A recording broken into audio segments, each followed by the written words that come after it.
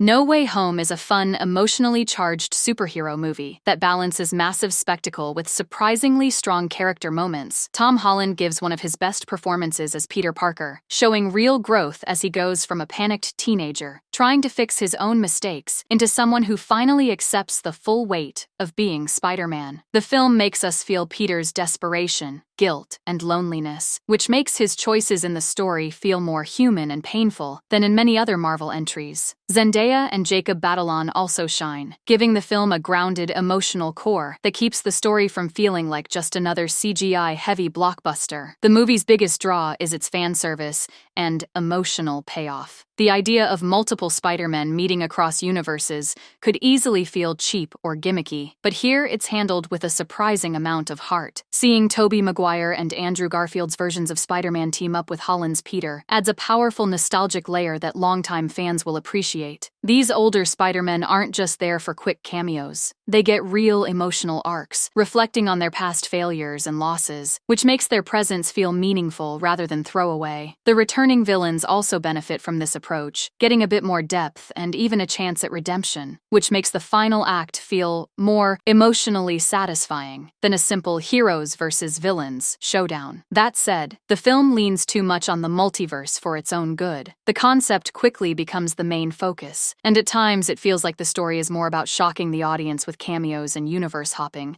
than about telling a clean, focused Peter Parker story. The rules around the multiverse are underexplained and sometimes inconsistent, which can make the stakes feel messy instead of clearly defined. Some scenes feel cluttered, as if the movie is trying to cram in as many callbacks, references, and surprise appearances as possible, rather than trusting the core characters and emotional through-line to carry the weight of the film. This constant focus on the multiverse can also make the story feel a bit overstuffed, as if the filmmakers were more interested in the wow factor than in a tight, coherent script. Despite these issues, Spider-Man: No Way Home still works more often than it doesn't. The emotional beats with Peter, MJ, Ned, and Aunt May land well, and the New York-centric action scenes are exciting and visually impressive, especially in the later half of the movie. The film manages to balance big superhero moments with smaller, more personal ones, like Peter's final conversations with his friends, and his decision to protect them from the world knowing his identity, so the ending doesn't feel cheap or empty. It's a satisfying, crowd-pleasing chapter in Tom Holland's Spider-Man saga, held together by strong performances, solid direction, and a genuine sense of heart. Overall, I give it 7 out of 10.